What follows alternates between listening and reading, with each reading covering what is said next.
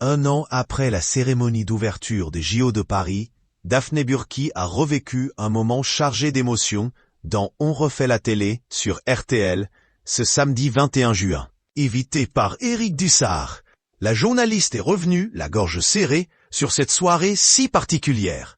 Elle assurait la voix off de la cérémonie, tout juste quelques semaines après un drame personnel.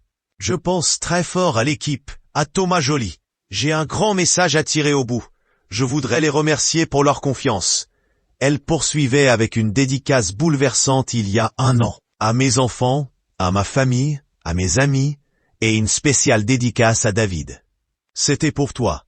Quand Éric Dussart évoque la disparition du compagnon de Daphné Burki, David H., son compagnon, quelques semaines avant les JO, la journaliste peine à cacher son émotion. Je ne vais pas trop parler de moi, mais je pense à beaucoup d'auditeurs qui vivent le pire, comme le meilleur, dans la même semaine.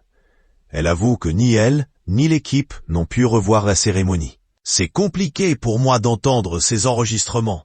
On n'a jamais réécouté, ni Thomas, ni moi, ni personne. Ce qui l'a fait tenir, c'est des engagements, et je ne dis pas du tout en étant cucul, c'est les valeurs olympiques. Il y avait quelque chose dans lesquelles je me suis retrouvé, et pourtant je ne suis pas sportive, mais je me sentais le faire, et surtout, il n'aurait pas supporté que j'arrête. Donc je l'ai fait pour lui.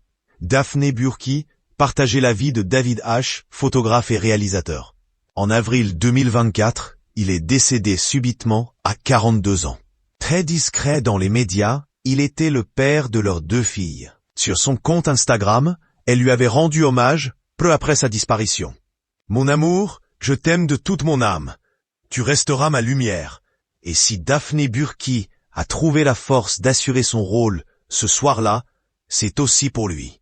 Lors d'une interview au journal Libération, Daphné Burki avait dévoilé quelques confidences au sujet de la mort de son défunt compagnon. Le seul moment où je m'autorise à hurler et à sortir toute ma tristesse, c'est sur mon vélo, a-t-elle soutenu. Afin de surmonter son chagrin, elle peut compter sur le soutien indéfectible de ses filles, Eda et Suzanne, et de son chat, qui l'aide à éponger les émotions négatives du foyer.